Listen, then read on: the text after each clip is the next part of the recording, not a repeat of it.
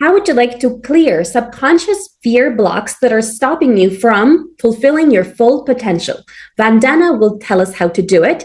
And she's a certified Usui Reiki Master Teacher, advanced Somatic Healing certified from the Alchemy Institute of Hypnosis, Access Consciousness Bars practitioner and facilitator, and medical Reiki Master certification, and many more certifications as well. So tell us about subconscious fear blocks that stop entrepreneurs from achieving their full potential. How can they overcome those? Heal Podcast with Lily Patrascu shares longevity and anti-aging techniques to stay young forever, increase energy, overcome addiction, and live your longest, best life ever. Shared by world's most innovative, alternative, and traditional health thought leaders, healers, and doctors. Discover quantum healing strategies to heal your mind, body, and soul. Well, these subconscious fear-based programs didn't start with us. That's very important to remember. They usually were passed on to us. Any kind of trauma or anxiety, stress, any kind of blocks at all, it's basically inherited, it's epigenetically passed on to us. And so the one thing is it's not your fault. That's very important to remember. So any of these fear-based blocks, it's something that we're brought up with. We're brought up with these, we're conditioned to believe certain things that are not true, certain stories or blocks of limitations or false belief systems are passed on to us. And so it's very important to do the inner work, to, work with somebody who you feel that you can trust, that could really be a safe person and a mirror for you to actually kind of point out where you might have these blinders still, right? Because we all have them. So it's very common, especially healers generally are healers because they're wounded themselves, and they've learned over the years tools and processes and healing modalities to help themselves to really do the inner child work, right? And most of it does start in childhood or even in the womb.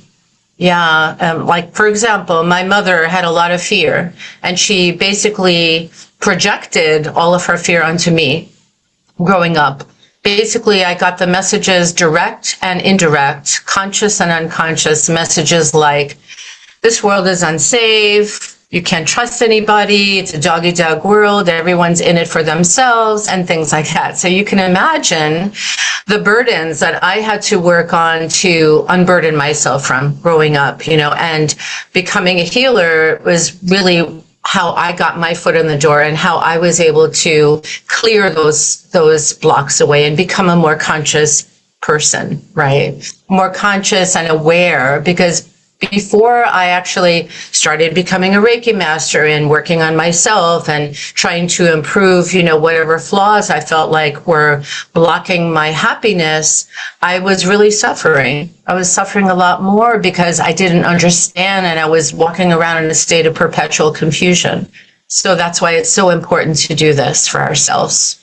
Thank you. So what's the blueprint for someone who wants to eliminate fear blocks? The blueprint, the algorithm, the solution is going to be a little bit different for everyone. And it's a question of your soul readiness. Like, how ready are you to do a deep dive?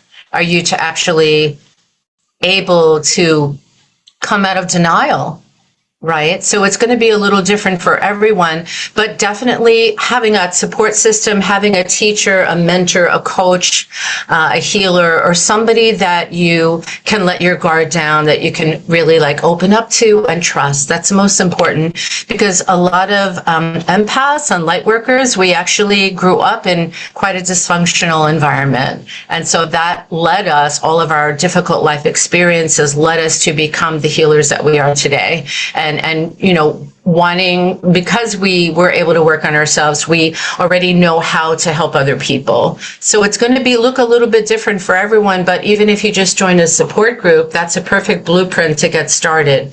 Just to open up, share, and feel heard, right? For your life experience without being judged. Thank you. Is there anything entrepreneurs can do in terms of routines or habits so that they clear those subconscious fear blocks? I think daily meditation, whatever it is that you do, whether it's like being in nature, grounding in nature, exercising, or, just physical activity to move the stuck energy. I think that that's the most important thing, and to really get out of the house and away from your computer.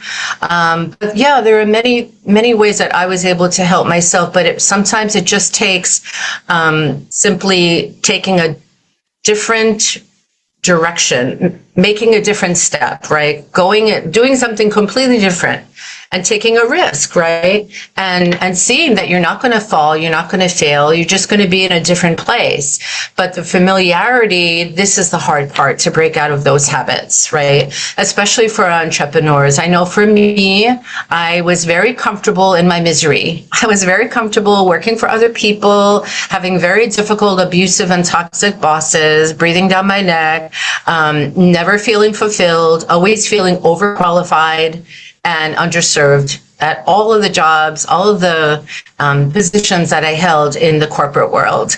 And then one day, the voices, the whispers of my soul just became louder and louder. And then I just decided to go for it, got a scholarship. I took a year's worth of advanced Reiki Master courses, became a Reiki Master Teacher. And that was the beginning of everything, where I actually took the plunge, quit my 9 to 5, and I finally was able to discover all of these dormant gifts that I never knew I had before. So that was the best thing I've ever done for myself. But it does take a lot of courage, and also to have a support system, even if it's a family member, to hold you, because I don't recommend it for everyone, but I just had it, and I was done with these really boring and unfulfilling jobs that I had. And I would go from one to another. I was never able to find my place, find my happy place. So until I took the plunge. But I recommend people that want to work for themselves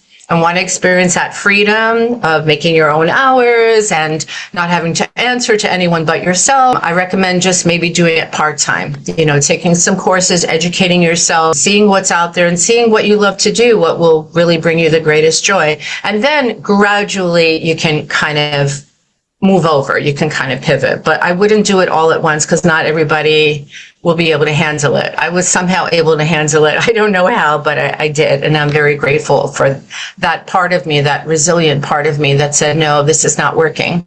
You need to do what you came here to do, what you were born to do, is to help people find themselves. Thank you. For me, I remember I used to have really low confidence and low self-worth. And yeah, I used to feel very doubtful. And, I used to experience a lot of self-doubt, self-sabotage. And generally, I was fearful of people.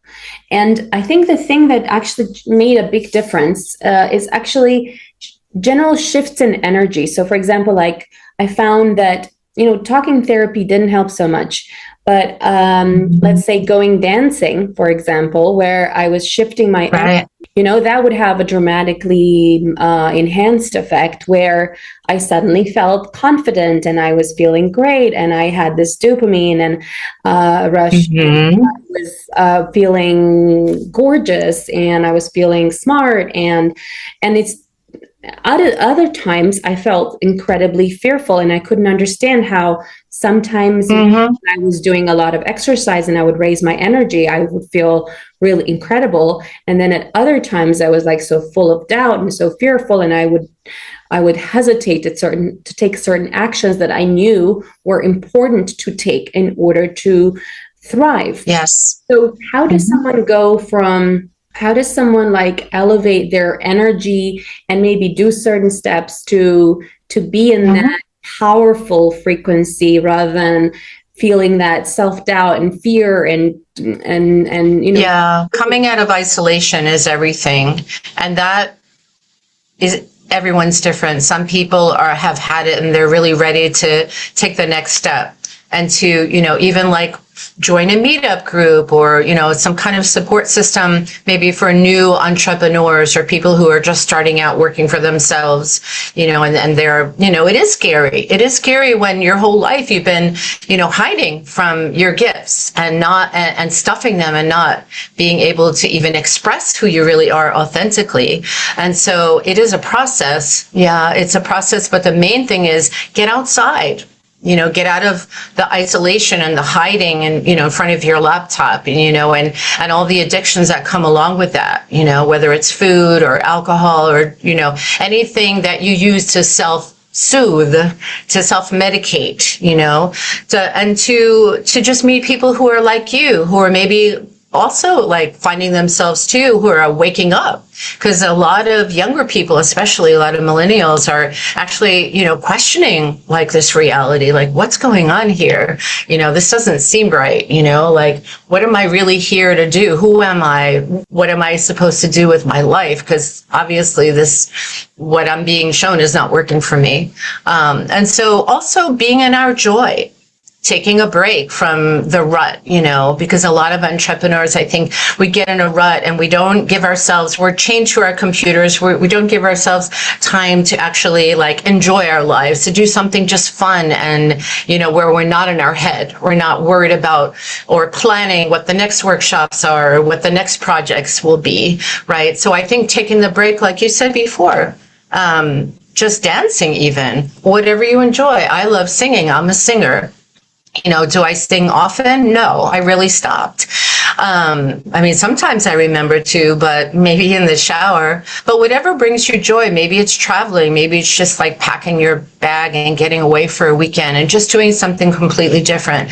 But I think just like the more joy you're in, the more you can allow yourself and give yourself permission to experience just fun, then things automatically fall into place from the universe. And that's what I've discovered, so we all need to give ourselves that break. Thank you. Do you find that there are certain activities that kind of like tend to boost you up, so you stay in that energetic frequency where you're not afraid of anything? I don't know if it's realistic to say that you'll never be afraid or I'll never be afraid of anything. I think that comes and goes, but with practice, that builds our self-confidence. When we prove to ourselves again and again, like, there's really nothing to be afraid of. I survived whatever I thought was going to be terrifying and actually was the best experience of my life. Usually whatever we fear the most, whatever we have the most resistance around, is going to be the most beneficial and joyful. It's going to give us that breakthrough. We'll be able to break through the fear blocks, right? So, and for me, I love going to the beach because I live right near the beach. I have the ocean, I have the boardwalk, and it's really cool. Do I spend enough time there? Probably not. Would I like to? Yeah. Is that something that I feel that I can do? Yeah. So I think like everybody has to find their happy place, whether it's, a park, a beach, just maybe working out at the gym because of the endorphins and everything is, releasing all the fight and flight, endorphins. And that also is good. I think anything to move your energy, even if it's just take a stroll in the park or something like that. Some people run, and that's what really keeps their energy, their vibration really high. But I think it's also surrounding ourselves with high vibrational people, with safe people, with healthy people instead of toxic people, because their vibration will then rub off on us. So that's very important. Thank you. For me, I find that the thing that also brought me a lot of confidence and less fear was actually taking really small steps and sometimes feeling occasionally courageous and then acting on that impulse of feeling courageous and then getting a good positive result from it. For example, some external validation of, let's say, I worked really hard for something and then my employer said, wow, you did an excellent job, right? So just that tiny thing empowered me so much to fear working less, so like Yes. say that before I would fear that I wouldn't be good enough when I work, but after getting, Yes. working really hard and then getting that external validation of, yes, it was positive, it was amazing, and then Mhm. you did great every day, and then you have those tiny steps of acting on the impulse of courage, and then continuing with tiny steps that kind of a Mhm. get validated with positive reinforcement. I found that also reduced Yes. fear over time as well. And I'm wondering, what kind of like small steps could someone do to reduce their fear like that? Are there any specific steps you would recommend? Absolutely. Well, a lot of times what you were describing is what happens is we go into fear, fight, freeze, and flight, right? And it's just an automatic mechanism from our sympathetic nervous system, right?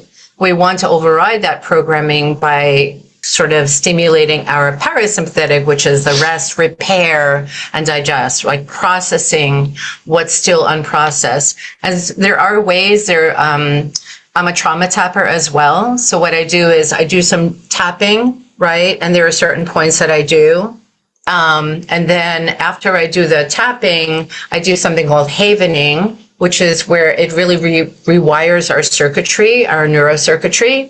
Also, meditation grows new neural pathways as well. So I try to just sit for 10 minutes, just breathing, just telling myself, kind of reparenting my inner child, my scared little child, and telling her it's okay, because in this moment, you're okay, you're safe, and I'm going to take care of everything for you, so you don't have to fear anymore. Because those parts of us are still unhealed. Those are the little, the fragile parts of us from when we were like 5 years old, and maybe something happened, or maybe somebody left us, or somebody died, or our parents got divorced, right? So things like this is proven for trauma survivors in countries that like war zones, for example, that just doing something like this, just brushing ourselves off, can really rewire our nervous system and recalibrate us, but also just rubbing our hands together and kind of moving our body this way, just back and forth. This is also called havening, and this is really good to calm ourselves down. It's self-soothing, right? And so I try to remember to do this as well. You ever see somebody like rub their hands like that? It's because that's how the body repairs itself. It's mostly our nervous system gets really frazzled, right? It gets really peaked. So we need to ground ourselves. And there are so many ways to do that, even just walking outside in nature and breathing some fresh air, and just like clearing our head, right? But also getting a good night's sleep. All of these things can help to regulate our nervous system, calm ourselves down. So there are steps. These are just like little steps that I've learned that I pass on to my clients as well. Yeah. So tapping is really good because it brings up a lot of buried fear that lives in our bodies. Thank you. For those that are Yeah. experiencing, let's say, PTSD from having Yes. a certain activity that led to a negative reinforcement, whether it's, let's say, anxiety when they're coming to speak on stage, or some other fear that happens is, I don't know, for people that have been, I don't know, beaten or raped, or some, I don't know, have had like some sort of verbal, when they see it looks like the person who did It triggers them. Yeah, it triggers the memory. Yes. Is there anything? I think it's for me, I know that when before I step into a situation that I feel might be triggering or cause me some anxiety, I always call in my guides, my spirit guides, and I call in my higher self, or whatever it is, whoever it is that you believe in, whether it's God, creator, universe, higher power,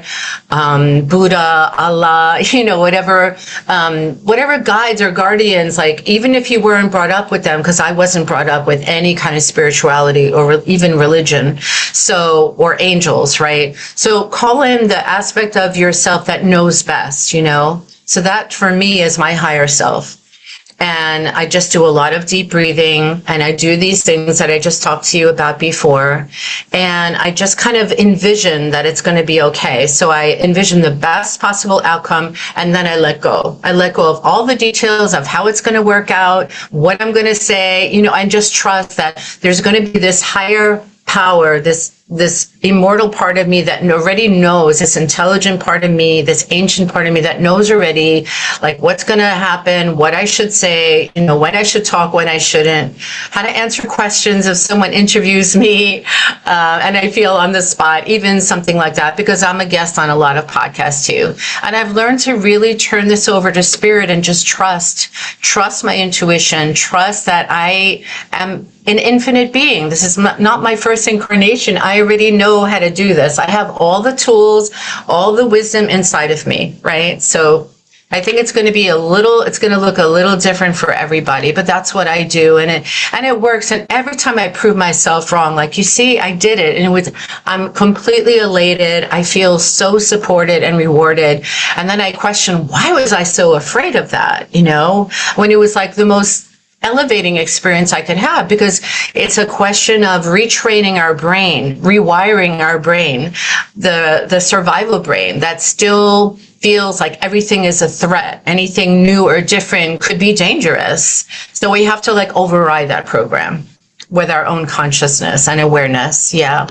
Thank you. For a long time, when I was organizing events, I often was fearful of organizing events for fear that it wouldn't go the way I wanted it, which meant that it wouldn't be perfect.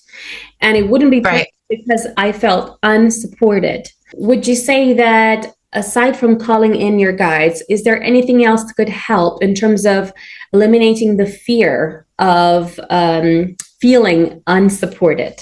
Having that support system, I think it all comes back to having a strong and steady, consistent support system. Whether it's one friend, just like somebody who is on our side, on our team, whether it's a therapist, whether it's just like a family friend, whether it's your partner, whether it's your kid, whether it's your cat.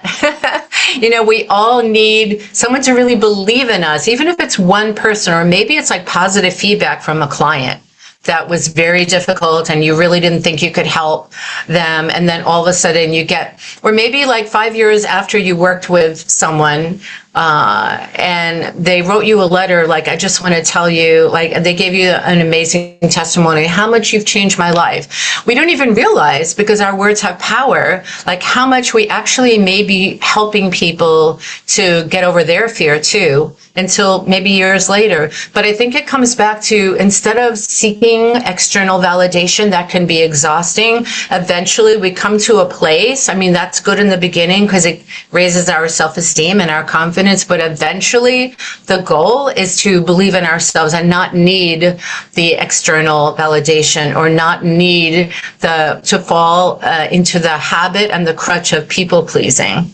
And I think that would be the ultimate freedom.